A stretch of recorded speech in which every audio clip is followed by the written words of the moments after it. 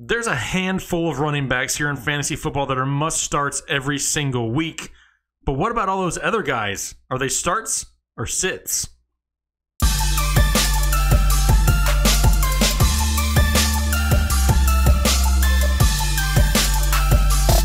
Hey, what's going on, everybody? Jake, Fantasy Headliners. Hopefully everybody's doing well out there, and hopefully everybody's ready for Week 7 of the fantasy football season. I'm going to be talking about some running backs today, and who can we trust? Who's a start and who's a sit? Like usual, I'm going to go through each matchup and touch a couple players on each team, but I'm going to try to speed it up just slightly. A lot of you guys subscribed to this channel back in the preseason because you like that you could get a lot of information, a lot of content in a short amount of time. I know these videos have been getting a little bit longer. That's why the timestamps have been in the description.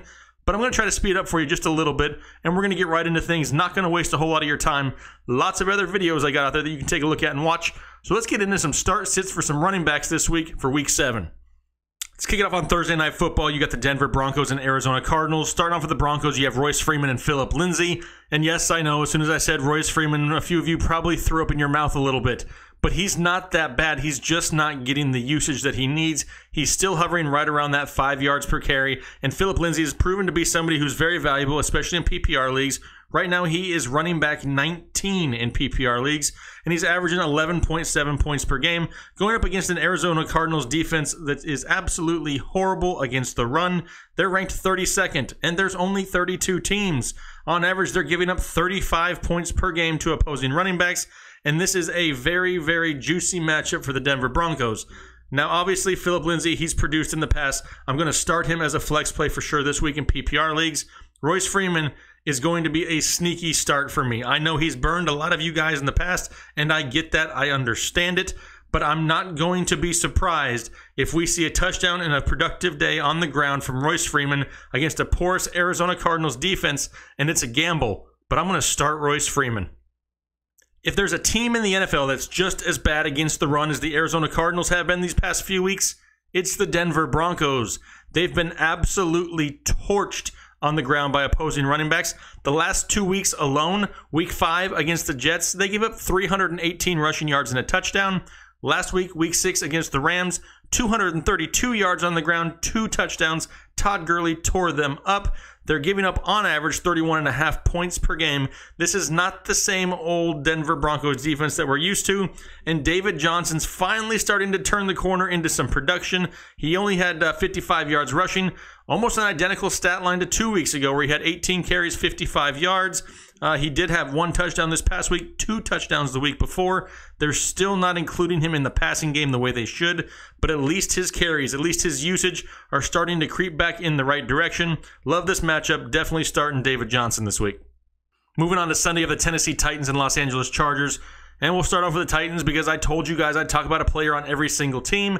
Had I not said that, I would have skimmed past the Titans because there is no resemblance of a running game really there to talk about.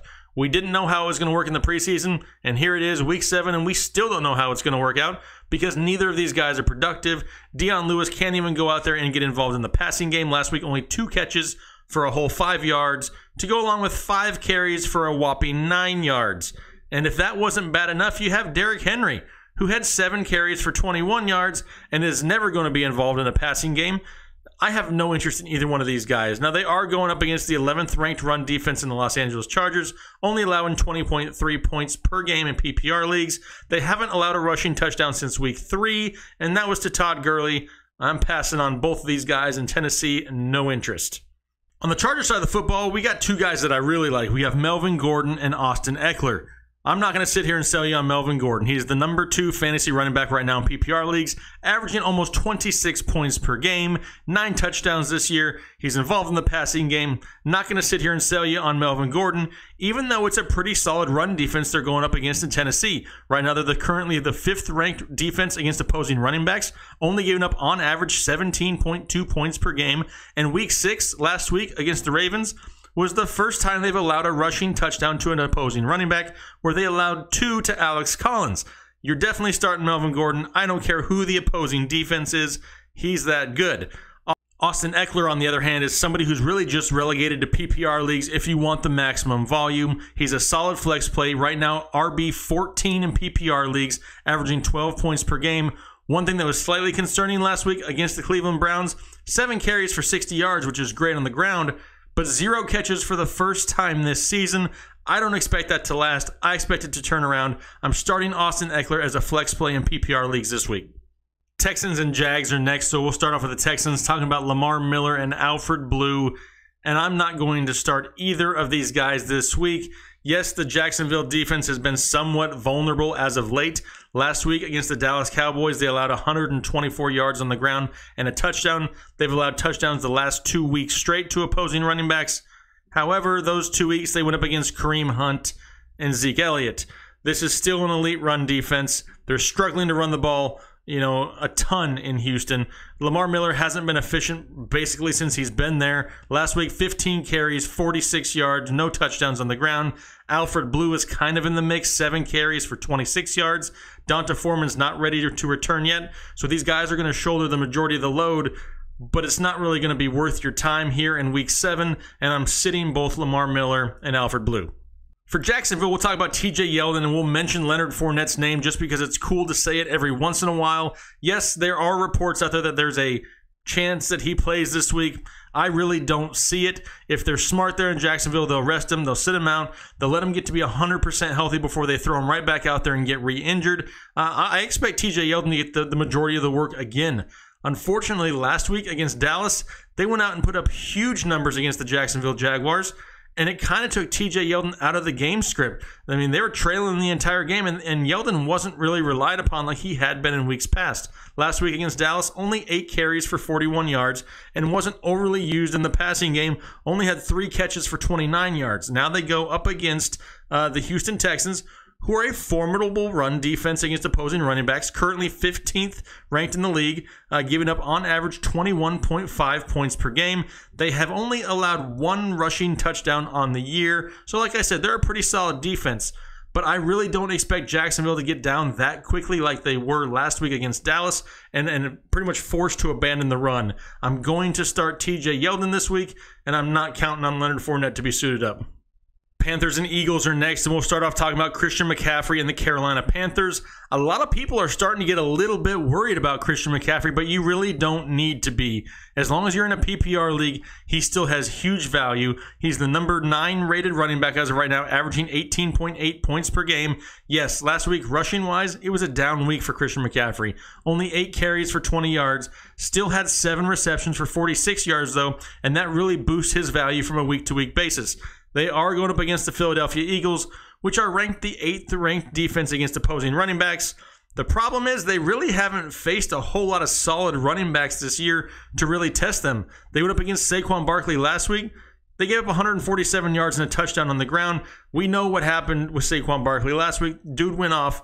Could that be McCaffrey this week? It's entirely possible. I don't care who he's playing. He's a must start for me this week and the weeks coming forward. I like Christian McCaffrey still. Don't give up on him yet.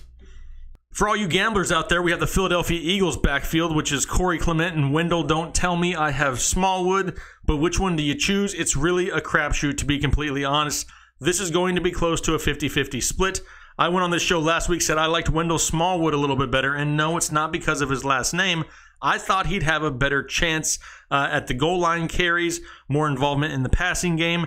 And he was more involved than Corey Clement last week. The problem was he wasn't as efficient. Smallwood had 18 carries for 51 yards, but only 1 reception for 0 yards. Clement, his numbers, his line looked a little bit better, but that's because he got the touchdown on the ground. 11 carries for 43 yards and 3 catches for 26, which we just weren't as expecting. Problem going forward with these guys, it's going to be close to a 50-50 split. You probably spend a large chunk of your fab budget or a high waiver claim and picked up these guys and hope to get like a lottery ticket. But there's no clear-cut winner here. If you have one of these guys, they're a flex play at best this week, going up against the Carolina defense, which is ranked 9th against opposing running backs, only giving up 19.4 points per game to those running backs and haven't given up a rushing touchdown on the ground since week 3. Very formidable defense in Carolina. If you're looking for a flex play, maybe one of your RBs is on bye this week. Maybe you had a Chris Carson, Aaron Jones, Marshawn Lynch, James Conner. One of these guys is a bye-week fill-in as a flex play only, but I don't have high expectations for either one of them just because it's more of a 50-50 split, and it's a gamble either way. Vikings and Jets are next, and we'll talk about the saga that is Dalvin Cook and whether he is going to play or not. And I hate to break it to you, It's probably going to happen this week what happened last week. He's probably going to be a game time decision come Sunday, and it's going to be very frustrating to his owners. If I had to guess as of the point of this recording, I say that he probably gets held out this week, maybe even next week. Heal him up. They got great production on the ground last week from Latavius Murray, 24 carries for 155 yards and a touchdown. But yes, that was against the worst-ranked run defense in the Arizona Cardinals. This week, they get the New York Jets. Average run defense, giving up on average 22.7 points to opposing running backs. And if Latavius Murray is the lone starter, which I am expecting at the point of this recording, like I said, I will start Latavius Murray this week against the Jets. However, if for some reason Dalvin Cook suits up, I'm not starting either one of these guys. They're going to eat into each other's production, and if either one of them gets the touchdown, it's going to ruin the other's day. Like I said, though, I expect Dalvin Cook to sit, and if he does, I'm going to start Latavius Murray. On the Jets side of the football, you have Bilal Powell and Isaiah Crowell, and Bilal Powell has been very frustrating here the past few weeks. He was really starting to carve out a role in this offense to start the season, but he hasn't scored double-digit points since week 2 when he had 19 points against the Miami Dolphins. Last week against the Colts, 16 carries, 59 yards, but more surprisingly, his second straight week without a catch, and that is alarming for somebody who was really going to thrive in PPR leagues. Bilal Powell right now going up against the Minnesota Vikings defense, which is starting to peak and turn the corner and improve. They just gave up their first rushing touchdown to an opposing running back on the ground last week, week 6, against the Cardinals and David Johnson. This is a run defense that is legit. They're only letting up 17.2 points per game, and Bilal Powell right now is too risky and is going to be a sit for me. Isaiah Crowell, he's like hit or miss, right? He's either going to go out there and score you 30, or he's going to go out there and score you like 5. Which one of those weeks is it going to be? There's other YouTube shows out there that are going to tell you, hey, he's had a good game and a bad game and a good game and a bad game and a good game and a bad game. That means he's going to have a good game this week. Unfortunately, football doesn't really work that way. This just isn't the matchup that I'm really drooling over for Isaiah Crowell. And as much as I think he may have some touchdown upside in this game with the improved passing offense under Sam Darnold, he's highly touchdown dependent, and I'm going to sit Isaiah Crowell this week against the Minnesota Vikings. Patriots and Bears are next. Starting off with the Patriots, you have Sony Michel and James White, both who have been highly productive as of late, but now they get the second-ranked run defense in the Chicago Bears, only giving up on average 14.2 points to fantasy running backs. They have yet to allow a touchdown on the ground to an opposing running back. However, Khalil Mack is somewhat banged up. His status here for Week 7 still somewhat unknown. But let's be realistic. This is the New England Patriots offense, and you want some part of this offense in your lineup, especially in PPR leagues. If you have James White, I'm still starting James White this week. And Sony Michel, yes, it's going to be a tough matchup for him. But I'm not going against this Tom Brady offense, which is really starting to peak. They have weapons all over the field, and I'm really banking on a high touchdown upside for Sony Michel. Even though it's a tough matchup, I'm still starting both these guys here Week 7.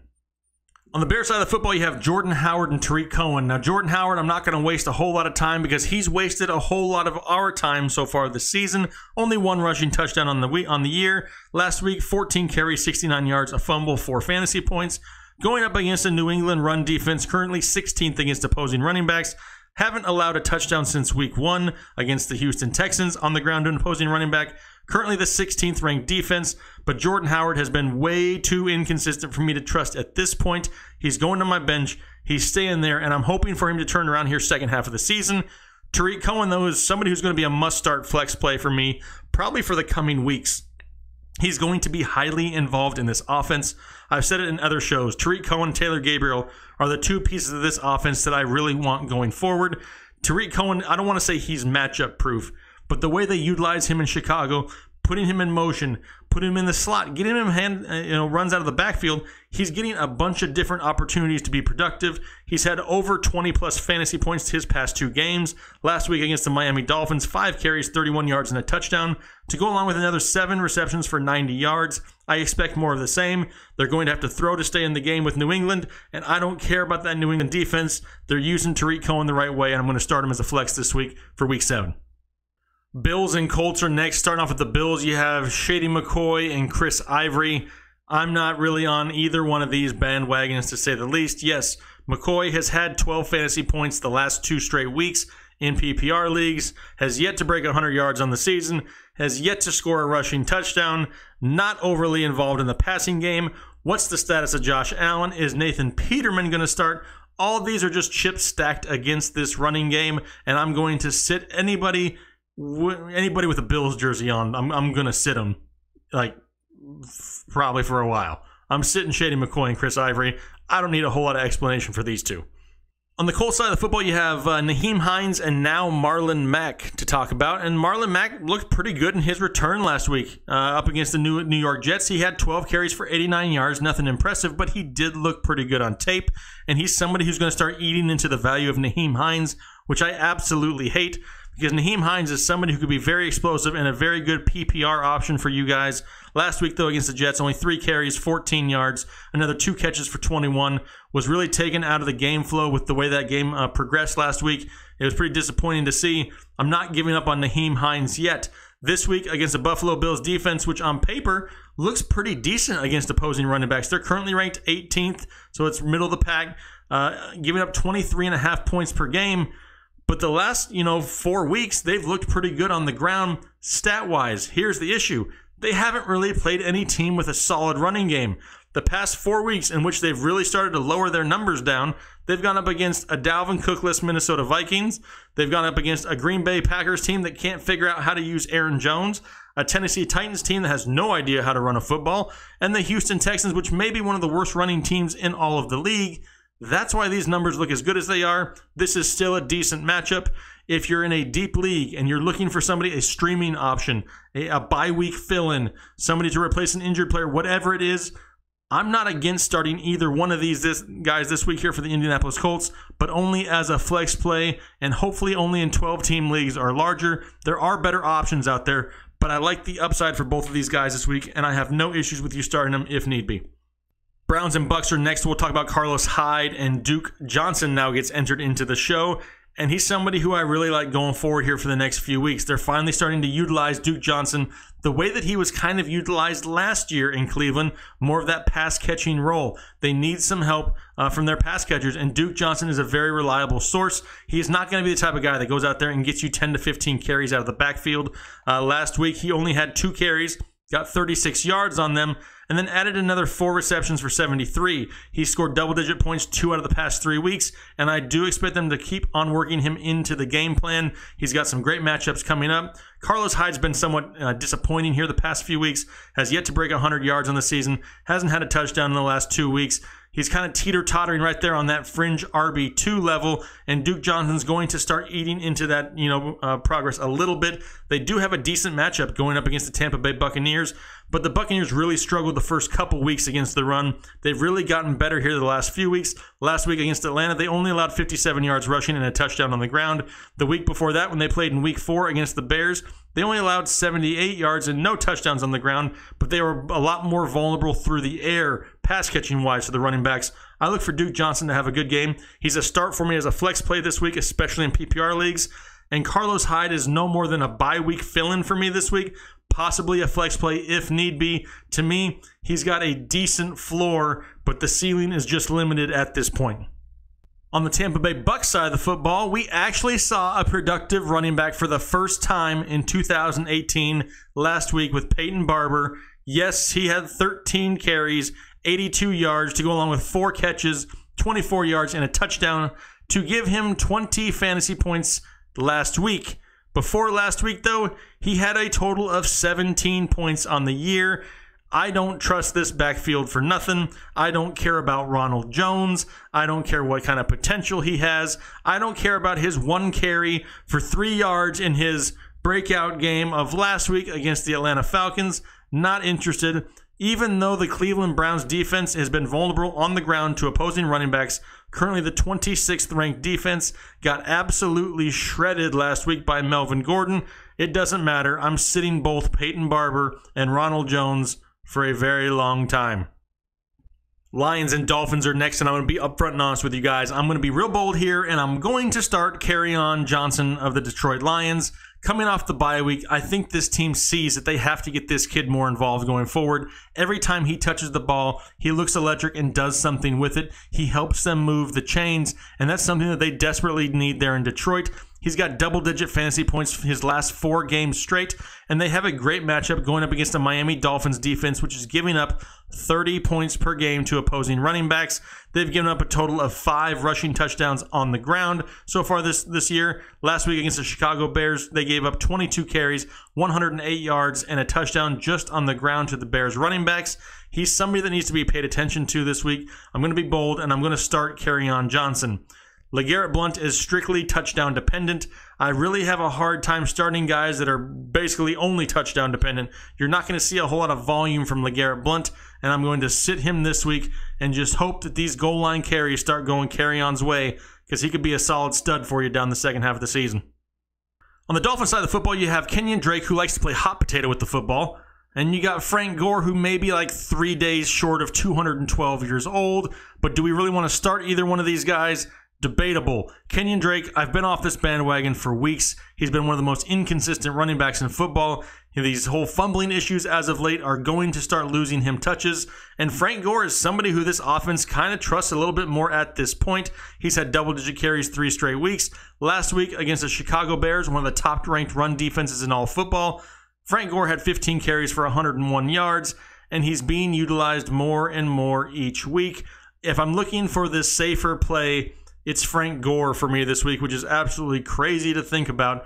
But I would start Frank Gore over Kenyon Drake as a flex play if need be. If you have better options, though, even though this is a decent matchup for the Miami Dolphins, going up against the Detroit Lions run defense, which is ranked 28th against opposing running backs, but they haven't allowed a rushing touchdown since week 2. They've improved themselves. They had the bye week to plan and game plan for this. I'm not really going to look forward to starting either Dolphins running back, but if I have to, I'm going Gore over Drake. Saints and Ravens are next. We'll start off with Kamara and Ingram there in New Orleans. And the only reason I'm really bringing them up and not saying that they're must-starts is because they're going against the Baltimore Ravens run D, which is the top-ranked defense against opposing running backs as far as fantasy points scored are concerned. On average, they're only giving up 12.7 points per game. The league average is 23.3, so they're a good 10 points, 10.5 points below the league average. However, they haven't really faced a whole lot of teams with some solid running games. Buffalo, Denver, Cleveland, Tennessee, all these guys are iffy, run offenses at best. This is the New Orleans Saints we're talking about. It's Kamara, it's Ingram. Yes, it's a tough matchup, but I'm not sitting either one of them. They're both starts for me here in Week 7, regardless of the Ravens matchup. On the Ravens side of the football, you have Alex Collins, who decided to play football last week for the first time in seems like forever. 19 carries, 54 yards, but 2 touchdowns on the ground. Great week for him. Buck Allen has turned into something that's a little bit more inconsistent here the past 3 weeks compared to what he was the first 3 weeks when he was scoring all the touchdowns. But can either one of these guys be trusted? It's a tough run defense in New Orleans, and they really don't get a whole lot of credit for it. Right now, they're the 4th-ranked run defense. Yes, they've given up touchdowns in back-to-back weeks. They're giving up, on average, though, only 17 points to opposing running backs. They have yet to allow more than 76 yards on the ground, and that was way back in Week 1. This is a solid run defense in New Orleans. They don't get a whole lot of credit. And for that reason alone, as much as I like to think that Alex Collins is starting to turn the corner, I may be slightly higher on Buck Allen for the simple fact that I expect the Ravens to possibly be trailing in this game and them having to rely more on the passing game, which is more where Buck Allen excels. However, Buck Allen is really touchdown dependent at this point. If you're really struggling for a running back, if you really have no other options out there, I wouldn't put either one of these guys anything higher than a flex play at best here in Week 7. Cowboys and Redskins are next, and I'm not going to sit here and sell you on Zeke Elliott. You're starting him. On the Redskins side of the football, you have old man Adrian Peterson and a banged-up Chris Thompson. Now, Chris Thompson's status for Week 7 still unknown, up in the air. If he plays, if he starts, he's somebody that's a flex play every single week, especially in PPR leagues. But Adrian Peterson is more of one of these standard type of format guys. He's really touchdown dependent to have that big week.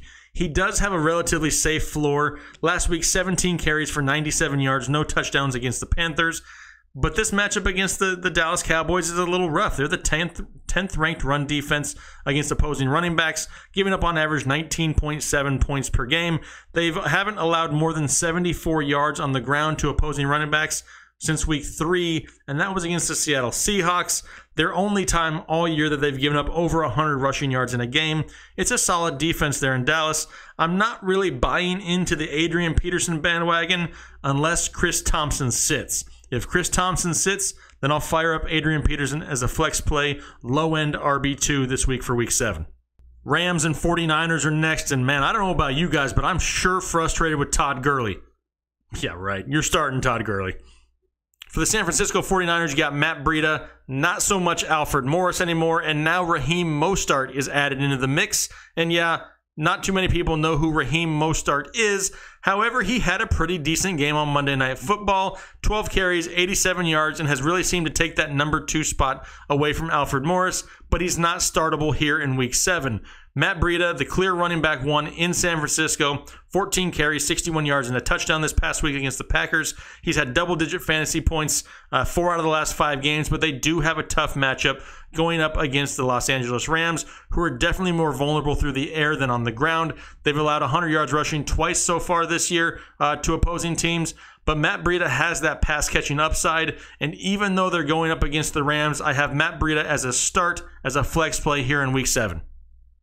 Bengals and Chiefs are next, and I'm not wasting a whole lot of time on this game. You got Joe Mixon and Kareem Hunt, and if you have either one of them, they have great matchups, and they are both must-starts for me here in Week 7. Monday Night Football, you have the Giants at the Falcons, and Saquon Barkley could have an absolute heyday in this game. If you have him, you're starting him, and you're crossing your fingers that he absolutely explodes again against one of the worst defenses in all of football. Loving some Saquon Barkley here in Week 7. For the Falcons, we have a change in personnel. Devontae Freeman on IR, groin surgery, he's done for a while. Tevin Coleman, who has been very, very frustrating and inconsistent all the way back since his Week 2 game against Carolina, where he had 16 carries for 107 yards. Ever since then, he's had a bunch of games that just made you go, eh. Ito Smith, though, is somebody who has a touchdown in 3 straight weeks and actually had more carries out of the backfield last week than Tevin Coleman. I can see this moving more towards a 50-50 split, and they have a decent matchup this week against the New York Giants. They are the 23rd ranked defense against opposing running backs, on average giving up 26.8 points per game on the ground to opposing running backs. Last week against the Philadelphia Eagles, 29 carries, 94 yards, and a touchdown on the ground. It's a team that can be run against, but it's another committee here in Atlanta. If I had to choose one this week, I still give Tevin Coleman the very, very, very slightest of edges. However, I have no issues. If you go out there and you pick up Ito Smith, if you are desperate in a deeper league for a flex play, he's worth a gamble. But it's still Tevin Coleman's show, but it's not a very long show. All right, there it is. All the running back matchups here for Week 7. Really appreciate you guys' support. Make sure you guys are liking and commenting and subscribing on the channel. I try to get to as many comments as possible, obviously, but I can't get to all of them. We got over 24,000 strong on this channel, willing to help each other out. A lot of positiveness down in the comment section, and I love to see it. Love to see the support, and I can't thank you guys enough for it. Hopefully you guys have a good Week 7. We'll talk to you later. Thanks.